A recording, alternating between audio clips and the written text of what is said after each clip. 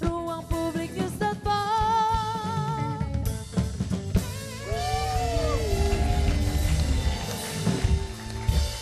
Kembali di News.pol pemirsa, www.anyustvmobile.com. Kembali kami buka untuk Anda, tapi sebelum kita lanjutkan terkait dengan tema Pilkada Serentak, ini saya punya berita yang masuk dalam kategori terwaduh yang sudah dipilih oleh ke-6 panelis kita. Saya bacakan terlebih dahulu. Jika calon tunggal Pilkada Surabaya harus ditunda, begitu katanya. Salah satu contoh saja ya, dari pilkada-pilkada yang misalnya sampai besok pendaftaran terakhir hanya satu kandidat ditunda sampai 2017 kira gitu ya. Diperpanjang dulu 3 hari, ya kan? Tugasnya 3 hari dulu. Ya, 3 hari. itu diperpanjang. 3 hari lagi. Kalau tidak ada juga maka Ditunda. Oke, baik. Dan malam hari ini sudah ada 2 orang lagi narasumber kita yang hadir pada malam hari ini. Pak Ferry, selamat malam. Terima kasih sudah hadir. Iya. Ya, ini adalah dari Wakil Ketua Umum Gerindra. Ada Ibu Titi juga. Selamat malam Ibu Titi. Terima kasih sudah hadir pada malam hari ini. Jadi benar nih ditunda ya, tapi walaupun ada waktu 3 hari sebenarnya. Tadi ujungnya supaya saya ingatkan lagi Anda semua yang ada di sini dan para pemirsa, KPU sudah memilih antara badai atau tsunami. Mereka berusaha meniti di antara itulah. Kira-kira begitu ya. Sebelum kita coba tanyain bahwa kemungkinan munculnya calon tunggal ini adalah karena pertahanan atau incumbent sangat kuat sekali. Sehingga calon, aduh kayaknya percuma juga lah ikutan pasti kalah, buang-buang duit, buang-buang spanduk gitu belum kan. Tentu juga. Belum tentu juga. Belum tentu juga. Belum tentu juga. Kenapa? Bisa jadi partai-partainya sendiri nggak siap. Bisa jadi partai-partai sendirinya tidak mempersiapkan orang-orangnya. Atau bisa jadi ada soal lain. Jadi bukan soal itu. Ambil contoh Surabaya lah ya, ambil contoh Surabaya. Ini ada Ferry dengan Gerindra. Itu ikut mendukung Bu Risma atau sedang ikut di koalisi Majapahit? Nah sudah, pokoknya mau koalisi apapun gitu kan. Golkar kami dukung Bu Risma. Coba. Jadi semua jadi cuma satu kan? Ada beberapa pertimbangan memang yang Iya. diputuskan oleh kita. Kenapa kita bergabung dengan koalisi Majapahit? Karena memang pertama kita kesulitan untuk mencari tokoh-tokoh figur-figur yang kan bisa berabe jadi calon kepala daerah yang partai tidak kira-kira memiliki bisa. kadernya. di kota sebesar Surabaya ya. Iya, kota tapi sebesar memang Surabaya. Jangan Jangan dipukul. Tetapi memang kesulitan yang lain adalah pertimbangan partai-partai yang lain karena kita juga tidak bisa mencalonkan sendiri Partai Gerindra. Jadi kita juga bergantung dengan keberadaan kursi dari partai-partai yang lain. Sehingga ini juga menjadi pertimbangan. Nah, tetapi kan masih ada 3 hari. Semua masih bisa terjadi dan sangat dinamis gitu. Berarti masih ada kemungkinan begitu istilahnya. Ini KMP ini kan biasa ngumpul di atas nih. KMP ini. Di atas itu di mana maksudnya? Sudah pokoknya ngumpul-ngumpul di tempat KMP itu. Lo kok tidak bisa mikirin satu barang ini? Apa saja mereka ngumpul di atas ini? Kongko apa di atas ini? Kongko apa Mas? Apa aja mereka kongko?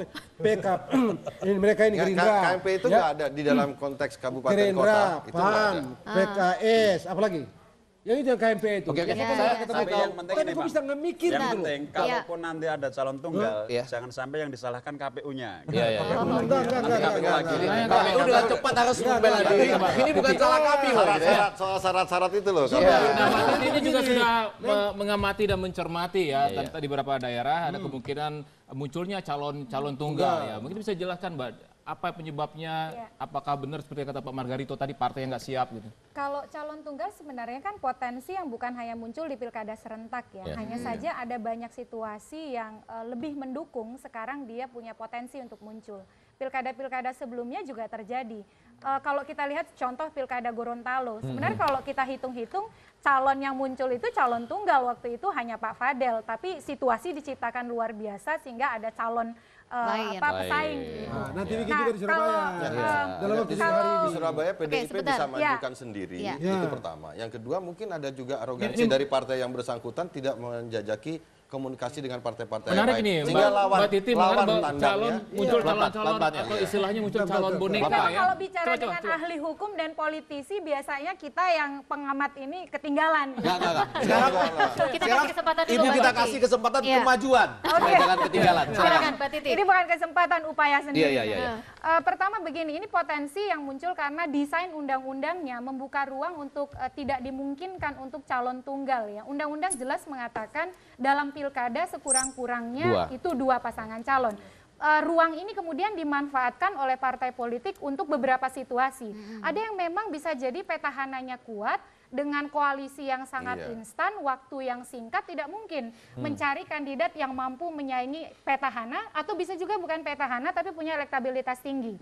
Karena sekarang kan pencalonan sudah seperti dagang gitu ya. Kalau kita keluar uang banyak tapi kita kalah juga buat apa? Lebih baik kita jegal di awal, berharap ada elektabilitas kandidat menurun begitu. Jadi saya mau menjelaskan ke pemirsa hasil temuan-temuan di lapangan itu begini kira-kira, Wel. Menjegal dari awal itu adalah dia sudah tahu persis nanti misalnya siapa lawan kuatnya. Lawan kuat ini tidak boleh dapat partai. Dia beli dulu partai-partainya sedemikian rupa. Maaf loh, saya kasih kata beli di sini, nanti Anda boleh menolak. Dia beli dulu partai-partai lain sebelumnya. Jangan bilang beli dong. Kalau Anda bilang beli, dia ikat. Enggak, yang beli ya nih. Kalau Anda bilang beli, maka akseptabilitas itu menjadi bilnya accept. Iya benar. Ya, oke. Kapabilitas itu menjadi bilnya kapal. Jadi mungkin enggak, tolong nanti Mbak Titi dibenarkan kalau salah. Jadi dia ikat dulu.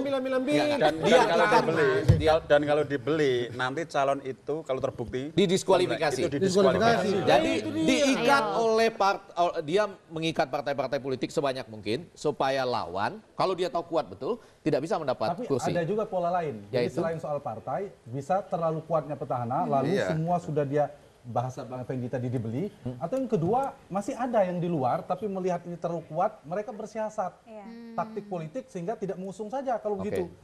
Toh akan tertunda. Nah, tapi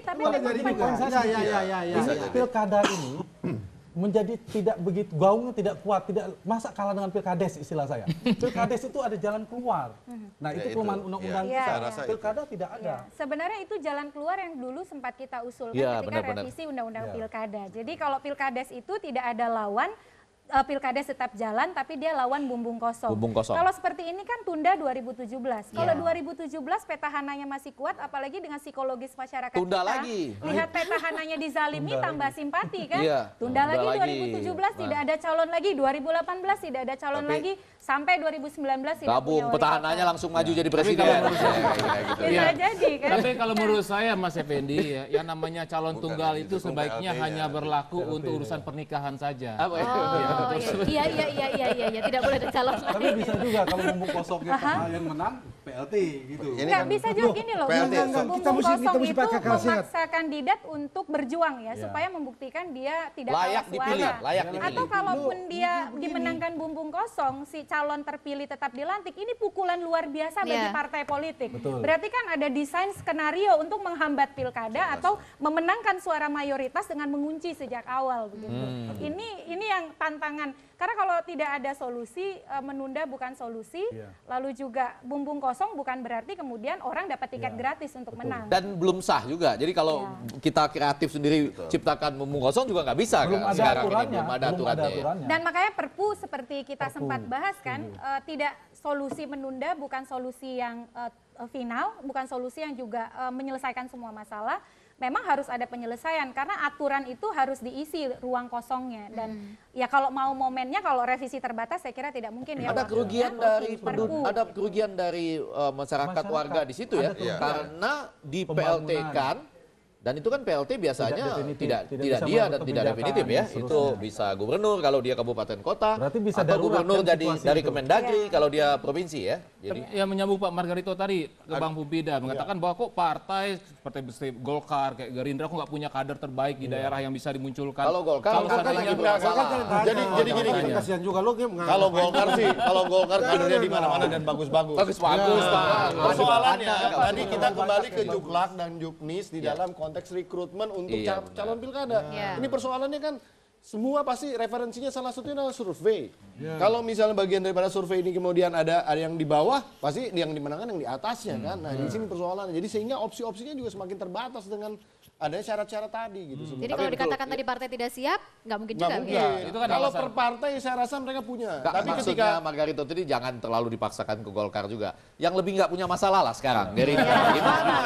Ya kan gimana? Sebenarnya jadi Surabaya rencananya apa nih terhadap Bu Risma? Jadi kalau di konteks Surabaya khusus itu memang PDIP mencalonkan sendiri karena kursinya cukup dan kemudian ada dan nggak ngajak-ngajak Gerindra dia mutus memilih wakilnya juga dari PDIP. Itu juga menutup ruang kemungkinan koalisi. Nah, koalisi yang di internal di luar PDIP minus P3 dan Golkar itu juga sulit karena ada keterbatasan kursi maupun figuritas gitu. Nah, itu juga menyebabkan kita kenapa sulit untuk mencalonkan yang untuk Yang maju lain. melawan Ibu Risma dengan kemungkinan yang tidak optimal. Itu menjadi pertimbangan dan itu menurut saya realistis. Tapi juga kata Bu Titi tadi ya. Selain pilkada kali ini memang pilkada by accident. Karena desain sejak awal DPR kan tidak menghendaki pilkada langsung. Ketika pilkada langsung terjadi melalui Perpu dan lain sebagainya, waktu membangun koalisi sangat terbatas, kader tidak siap, yang dihadapi orang yang populer. Akhirnya alih-alih, kalau memang ada ikatan ideologi nih di antara partai-partai, mau sekuat apapun petahana pasti kerja kan?